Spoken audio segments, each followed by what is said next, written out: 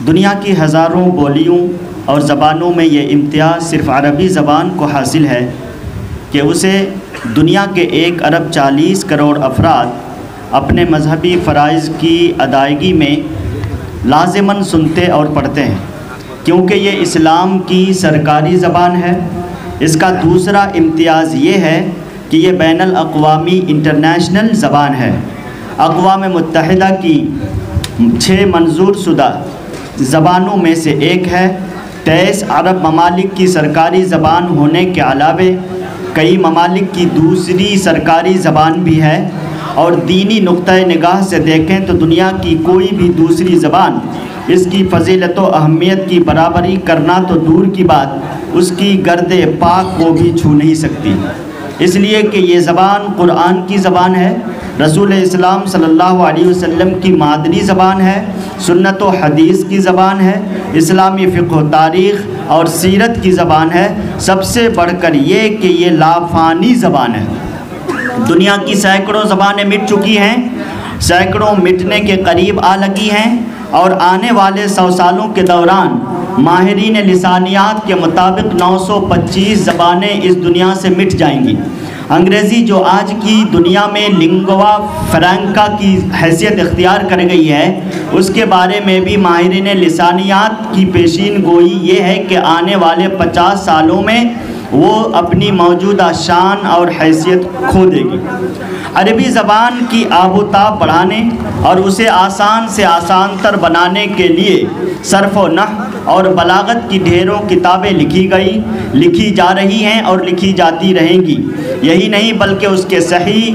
اور درست املا پر بھی عرب دنیا میں خصوصی توجہ دی جاتی رہی ہے، اور اس پر باضابطہ تصنیفات و تالیفات بھی منظر عام پر آ رہی ہیں۔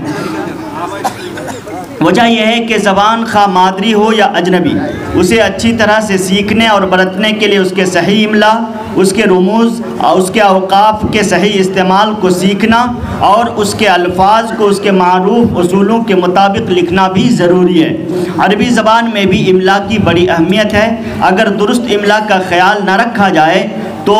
لفظ کچھ سے کچھ بن جاتا ہے۔ بسا اوقات املا کے درست نہ ہونے کی وجہ سے لفظ کو پڑھنا اور اس کا معنی و مفہوم متعین کرنا نہ صرف یہ کہ مشکل ہو جاتا ہے، بلکہ اس کا غلط معنی و مفہوم بھی مراد لے لیا جاتا ہے۔ اسی طرح اس کے رموز اوقاف کا اگر صحیح طور پر استعمال نہ کیا جائے تو الفاظ و جمل اپنی معنویت کھو دیتے ہیں۔ عربی زبان کا فن املا ایسے تو بہت آسان ہے، لیکن اس کی طرف توجہ نہ دینے کا نتیجہ یہ نکلتا ہے کہ اچھے عربی داں بھی اس میں غلطی کر بیٹھتے ہیں۔ ہندوستان کے عربی مدارس میں بھی اس سے بے اعتنائی و بے توجہی برتنا عام بات ہے۔ یہی وجہ ہے کہ طلبہ عربی زبان کی تدریس پر مامور اساتذہ بھی عربی املا میں غلطی کرتے ہیں، اور غلط املا اپنے طلباء کو انجانے میں سکھا بھی دیتے ہیں۔ عربی مدارس کے طلباء کو یہ بھی نہیں بتایا جاتا کہ بہت سارے قرآنی الفاظ کا املا جدید عربی قواعد املا سے بالکل جدا گانا ہے۔ علماء کرام نے قرآن پاک کے املا کو قرآن کے ساتھ خاص کیا ہے، اور اس سلسلے میں ان کا طریقہ کار یہ رہا ہے کہ وہ اپنی عربی زبان کو بہت سی جگہوں میں قرآنی املا سے مختلف لکھتے رہے ہیں تاکہ عام قاری کو پڑھنے اور سمجھنے میں آسانی ہو۔ چنانچہ جس طرح لفظ لکھا جاتا ہے پڑھا جاتا ہے اسی طرح سے لکھنے کی کوشش کی جائے، اس پر وہ کاربند رہے ہیں۔ مثلا قرآن کریم میں الصلاۃ واو پر کھڑے زبر کے ساتھ لکھا جائے گا، لیکن نئی عربی میں اسے ہی واو کے بغیر الف کے ساتھ یعنی لام کے بعد الف لگا کر لکھا جائے گا۔ عربی زبان و ادب کے اسی اہم گوشے کی اہمیت و افادیت کے پیش نظر اور ارباب مدارس عربیہ کی توجہ اس کی طرف مبذول کرنے کے نیک مقصد کے تحت ڈائریکٹر جامعہ حسنہ للبنات و صدر حسنہ ایجوکیشنل ٹرسٹ تلکوباڑی ارریہ فضیلت الشیخ جناب مولانا ابو حارث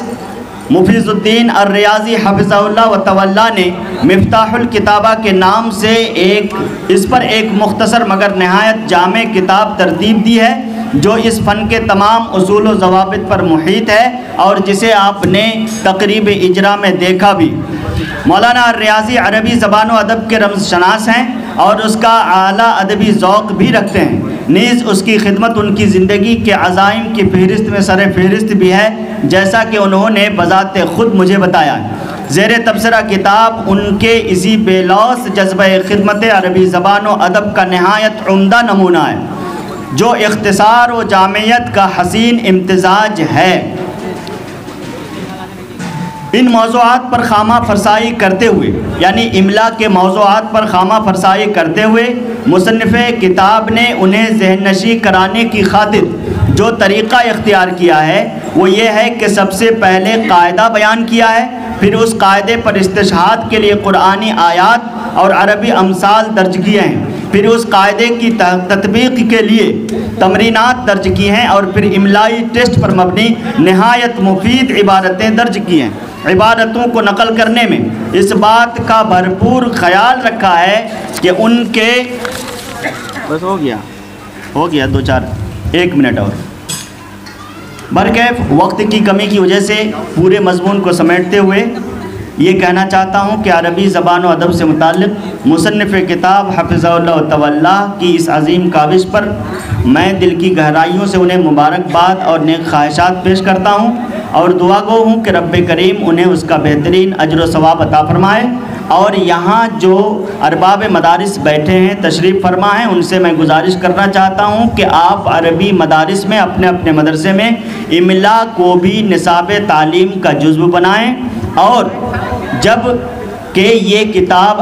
ایک اکیلی کتاب ہے، ابھی اس پر کوئی کتاب نہیں آئی ہے خاص کر کے بہار کی سرزمین سے، تو میں آپ حضرات سے یعنی ارباب مدارس سے گزارش کروں گا کہ متوسطہ ہی سے اس کتاب کو نصاب میں شامل کر کے جستہ جستہ اس کے موضوعات کو طلباء کو ذہن نشین کرائیں، جدید املا کی روشنی میں جدید قواعد بھی بتائیں اور پرانے قواعد بھی بتائیں، تاکہ طلباء فارغ ہونے کے بعد املا میں خصوصی طور پر غلطی نہ کریں۔ انہی باتوں کے ساتھ میں ایک بات اور کہہ دینا چاہتا ہوں کہ یہ مضمون الحسنہ میں چھپا بھی ہوا ہے، آپ اسے لے کر الحسنہ کے توسط سے اسے پڑھ بھی سکتے ہیں۔ والسلام علیکم ورحمۃ اللہ۔